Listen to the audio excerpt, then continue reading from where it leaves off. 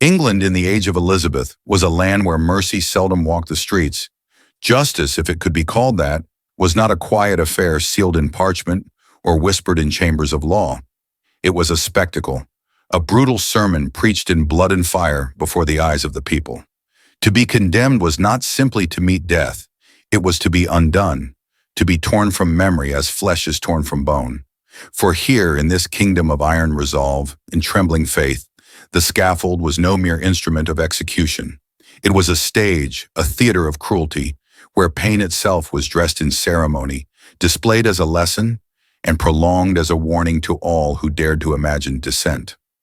On Tower Hill, in the gray and restless hours of morning, that theater is prepared.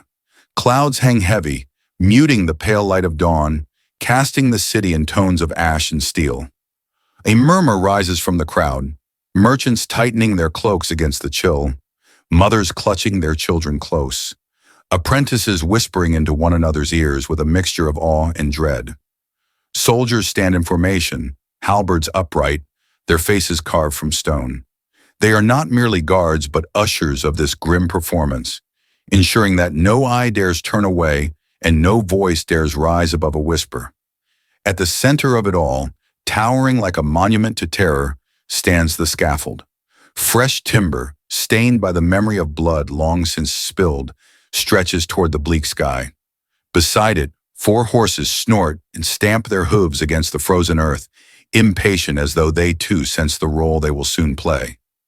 Leather harnesses hang loose for now, ropes coiled like serpents waiting to strike. The ground beneath them is scarred by countless spectacles past, where justice was enacted not in silence, but in screams.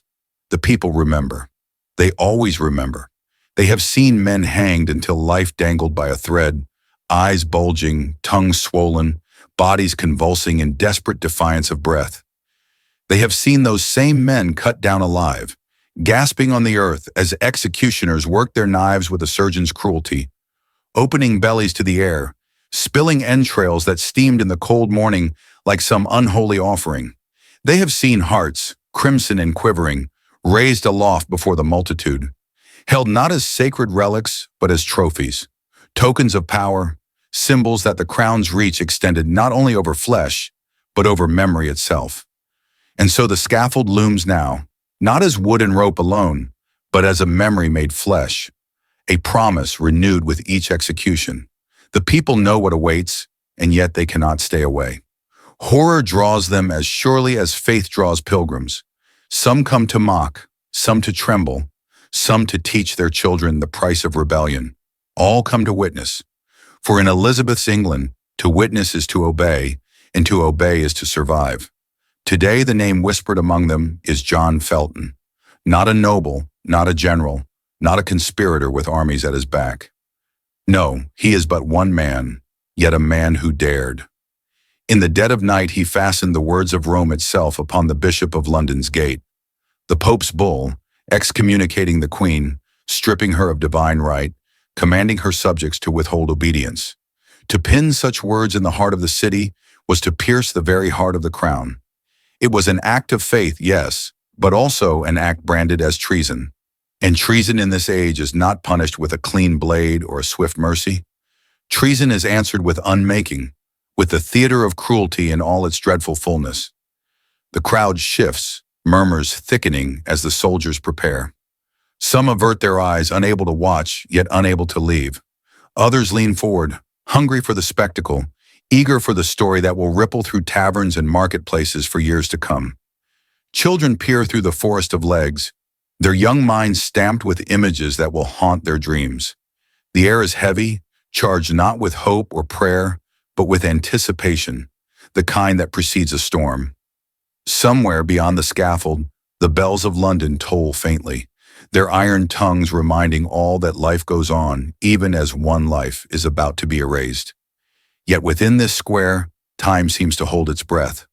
The world narrows to wood, rope, steel, and fire, to the instruments of Elizabethan justice and the fragile frame of the man who soon will face them. This is not merely punishment. This is theater. And the role of John Felton, like so many before him, is to suffer until suffering itself becomes the message. London before dawn. The city sleeps, but it does not rest. Its streets lie cloaked in shadow, slick with mist, as though the very stones hold their breath. In this stillness, footsteps echo louder than they should, quick and urgent, carrying with them a weight far greater than the man who makes them. The figure is cloaked, his form swallowed by the darkness. Yet beneath the hood, his eyes burn with a restless fire, a conviction that no cold air, no heavy silence can extinguish. He is John Felton, unknown to the multitude but known in his own heart to God. Each step he takes is a step deeper into peril, and yet also a step deeper into faith. Before him rises the Bishop of London's palace, its gates stark and solemn, black iron against the dim torchlight.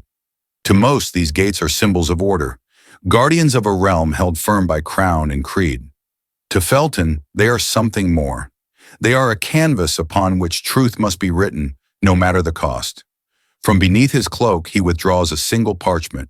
It trembles in his hands, not from weakness, but from the enormity of what it bears. The papal bull, a decree that cuts sharper than any sword, declaring Elizabeth excommunicated, stripped of God's sanction, her crown but gilded metal without heaven's blessing. Within its lines lies rebellion, not of armies and banners, but of conscience, command, and faith itself. Felton presses it flat against the gate. The wood is cold, damp with night, but it accepts the message as if the city itself has been waiting to bear this wound. A hammer is raised. The first strike resounds. Clang, metal upon nail, a sound that breaks the silence like thunder rolling across the sleeping city. Again, clang. Again, clang. Each blow is more than the fastening of parchment to wood. Each blow is a challenge hurled against the crown, a tolling bell of defiance that echoes in the narrow street. And then, the words gleam in the wavering torchlight. Letters written not by Felton's hand, but by the authority of Rome. Words that command obedience to God above all earthly queens. Words that strip away Elizabeth's right to rule. For those who will awaken to read them, they will not be ink upon parchment. They will be fire upon dry straw. Felton's breath clouds in the night air. His voice, almost broken, whispers into the silence. If truth costs blood, let mine be the price. It is not a boast, not a cry meant for the ears of men, but a prayer offered into the darkness, a covenant between a trembling servant and the God he serves. He knows what waits should he be discovered. He knows what hands will seize him, what torments will unravel his body, what scaffold will demand his life. And still he whispers, for silence in such an hour would be the greater sin. But silence does not endure. The faintest sound, at first dismissed as wind upon stone, grows into something heavier, sharper. The march of boots, soldiers. Their rhythm breaks the fragile stillness of dawn, steady, merciless, drawing closer with every heartbeat. Felton's eyes widen. His work is done, but his fate is sealed. Torches flare, slicing the darkness with sudden fire. Shadows leap across the walls, harsh and accusing. The soldiers advance, their armor clinking, their faces carved from authority and suspicion. Felton turns, cloak whipping around him as he flees into the narrowing alley. His breath rasps, his feet strike cobblestones slick with dew. But conviction cannot outpace iron. A shout, the crash of pursuit. Heavy hands seize him. The struggle is brief, hopeless, as shackles are thrown upon his wrists with a finality that rings like judgment itself. Iron bites into flesh, binding him not only to the men who hold him, but to the destiny that awaits. And there, as he is dragged back through the torchlight, the parchment remains. Pinned against the gate, unmoving, unyielding. The words shimmer as though alive, their defiance echoing in the night air. Felton is silenced by chains, but the message he carried speaks still, unafraid, unbroken. In that moment, London does not yet stir. The city slumbers, unaware of the storm that has been sown in its heart. But when dawn comes, and eyes read the decree nailed upon those gates, the whisper will spread. Through marketplaces and taverns, across churches and courts, the name of Elizabeth will tremble under the weight of Rome's curse, and all will know that one man, just one, dared to make it so. Beneath the proud stones of the Tower of London, the air changes. Above, banners flutter, courts convene, and power wears its gilded face. But below, in chambers carved from shadow, the kingdom reveals its truest nature. Here there are no laws, no parchment, no appeals, only stone, iron, and pain. The dungeon is a world apart, a realm where light itself seems too fearful to remain. Torches sputter against damp walls, their flames weak, their glow swallowed by the blackness. Chains dangle like serpents from the ceiling, hooks gleam in the corners, and in the center lies the instrument most dreaded of all, the rack. Its frame of timber waits silently, but not innocently, for silence in such a place is never mercy. John Felton is brought forth, stripped of cloak and dignity alike. The cold gnaws at his bare skin, but colder still are the eyes that watch him. Men of duty, men of obedience, jailers and torturers who see not a man of conscience, but a vessel to be broken.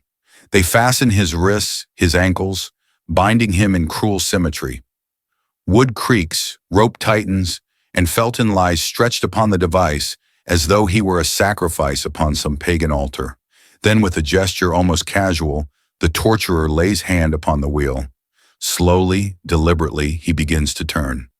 At first it is a groan, a whisper of strain through joints not meant to bear such burden. But the sound grows. Ligaments stretch, shoulders pull from their sockets. Bones creak like timber bending before a storm. Felton's body arches unnaturally, veins rising like cords upon his skin. His lips press shut, teeth biting down until blood seeps red across his chin. The chamber fills with the sound of suffering, the grind of rope, the crack of joint, the ragged rhythm of breath stolen from the edge of agony. The wheel turns again and again, and each motion writes pain deeper into the parchment of his body. Still from that body comes not only torment, but defiance. His cry shatters the air, more than human, less than surrender. God sees. God knows, the words echo through the stone, bouncing from wall to wall as though refusing to die. For here truth is torn from flesh. Names are demanded. Confessions are pressed like iron upon the spirit. Most yield, most break. And yet, there are truths the rack cannot wrench away. Conviction that no rope can stretch, no joint can dislocate. Despair glimmers there, yes, for he is human. But behind it, faint yet unextinguished, lies something greater, a spark of faith that agony cannot drown. In these dungeons, the crown believes it rules absolutely. Here, pain is the language of power and screams its chosen script. But even in this theater of torment, there remains a silence that authority cannot command. A silence born not of brokenness, but of refusal.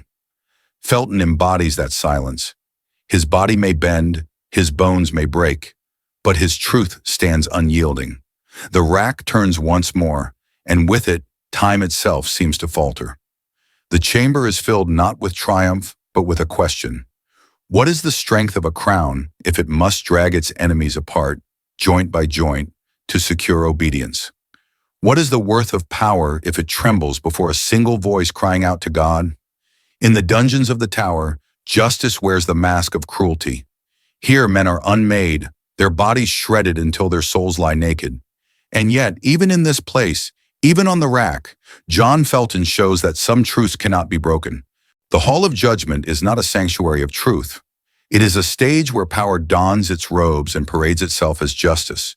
Beneath vaulted ceilings where tapestries hang heavy with the symbols of crown and kingdom, men gather, nobles, courtiers, clerks, and guards. They come not to weigh innocence, but to witness obedience. The air is thick, not with fairness, but with verdicts already written. Into this chamber, John Felton is led, shackles clinking with every step, his figure gaunt and trembling from the dungeon's cruelty. He is no longer the cloaked figure of the night, no longer the man with a hammer and parchment in his hand. Here he is stripped bare, reduced to a prisoner in chains.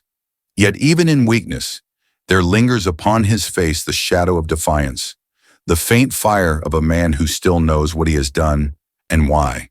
The prosecutor rises, his voice sharp as steel, his words rehearsed for effect. He does not speak to Felton alone, but to every ear in the hall, every whisper that might carry beyond its walls. John Felton, he declares, by posting the Pope's damnable bull, you have conspired to unmake the Queen's majesty. You have invited rebellion into her realm. You have sought to tear the crown from her sacred brow. For this, you are guilty of high treason. The words ring out like hammer blows, each syllable meant to crush, to diminish, to erase. Yet Felton, gaunt though he is, answers not with denial, but with truth as he sees it. His voice is not strong, but it is steady. I obeyed not man but God, he says. If my body be torn, my soul is not yours to take. A murmur stirs among those gathered. Some shift uncomfortably, others scoff, but all hear the defiance. For what greater treason can there be, in the eyes of a kingdom, than loyalty to a power beyond its crown? And yet, what greater courage can there be, in the eyes of conscience, than to proclaim such loyalty aloud? The judge does not deliberate. There is no weighing of arguments, no balance of law. The verdict is known before the trial begins, etched into the very stones of the hall. It is not Felton who is on trial, but the authority he dared to challenge, and authority does not permit itself to be questioned. The sentence is read, solemn yet merciless, hanged, drawn, and quartered at Tyburn. The words fall like a death knell, though in truth they are not death but desecration, not an ending but an unmaking. For in this kingdom, to be found guilty of treason is not merely to be killed. It is to be displayed, dismembered, turned into a lesson written in flesh for all who dare to look upon it. Felton lowers his head. Whether in prayer or in exhaustion, or in the quiet acceptance of a fate long expected, none can say. But the silence that follows speaks more than the verdict itself. It is the silence of a man who knows that while his body will be broken, his cause cannot be quartered. It is the silence of a truth that no sentence, however brutal, can wholly erase. And so the hall empties, its nobles satisfied, its officials triumphant, its guards dutiful. The machinery of justice has turned, the wheel has ground another man beneath it. But in the echo of those footsteps, in the lingering chill of that chamber, one question remains. What is the power of a queen if it trembles before the parchment of a solitary man? The trial is over. The judgment is pronounced, and the road to Tyburn begins. Tyburn. The name itself is enough to summon dread.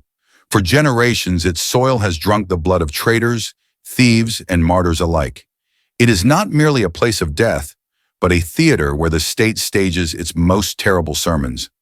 On this morning, as the pale sun struggles against a sky veiled in mist, the square heaves with life, thousands pressing shoulder to shoulder, each drawn by the morbid gravity of another man's end. Through the mud and filth, John Felton is dragged upon a hurdle, his body jolting with every rut and stone.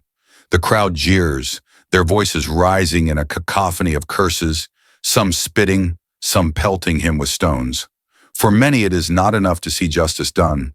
They must feel it in their own hands, taste it in their own scorn. Yet among the jeers there are whispers, softer, uneasy, whispers that remember not a criminal, but a man of faith who dared to obey a higher command. At the scaffold, Felton is hauled upward, hoisted to the gallows.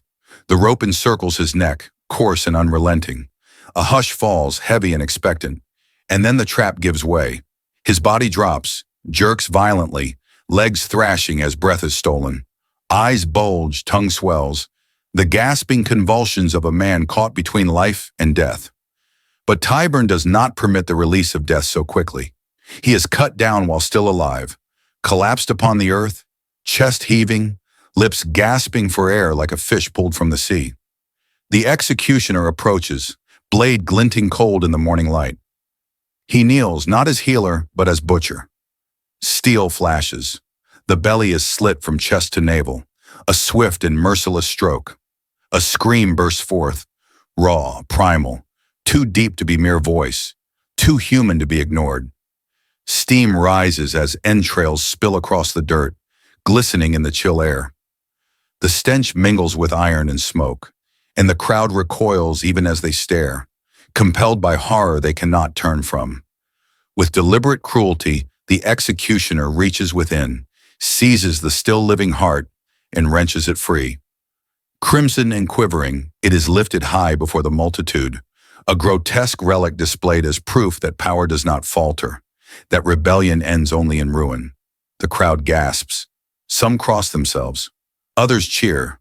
But all understand, this is more than death. It is desecration, a lesson carved into flesh. And still, the performance is not complete. Ropes are brought, tied to wrists and ankles, each knot fastened with ruthless precision. Horses, restless and snorting, are lashed forward. The square fills with the thunder of hooves, the groan of straining leather, the shouts of men urging beasts to pull. Felton's body stretches, taut, trembling, until at last it yields. With a sound that chills bone, a crack, a rending, his body tears asunder. Limbs fly apart, scattered like offerings to the corners of the kingdom. Gasps ripple through the crowd, mingling horror with awe. For this is not justice alone. It is theater, violence raised to ritual, cruelty sanctified as law. Felton's body is gone, destroyed before their eyes, but what remains is not silence. It is the echo of a question. If such torment is needed to protect a throne, what throne is it that trembles? To kill was not enough. The body must be broken. The memory must be shattered. For in this kingdom, power does not rest content with death. It must unmake the man, erase him from flesh and from memory alike. Yet even in fragments, some truths endure.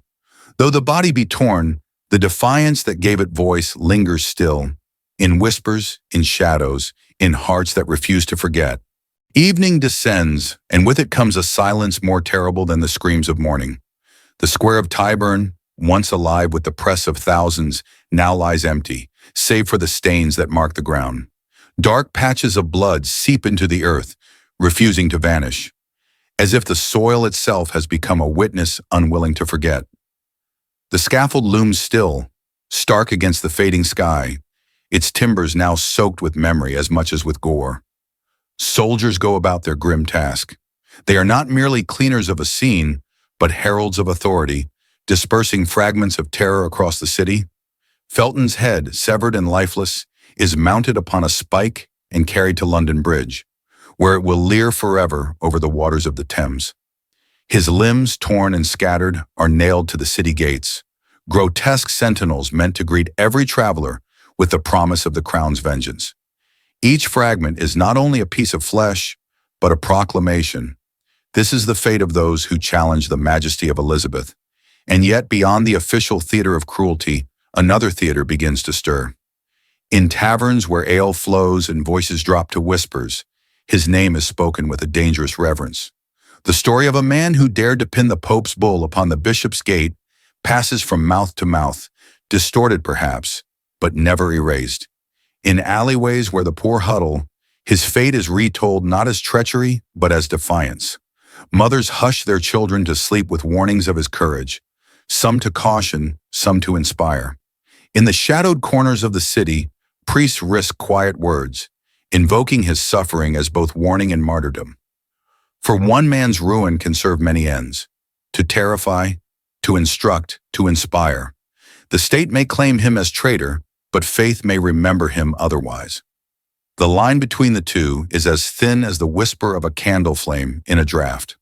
The crown had sought not only to kill him, but to erase him, to scatter his memory as thoroughly as they scattered his body. Yet memory is stubborn. Pain, no matter how searing, fades with time.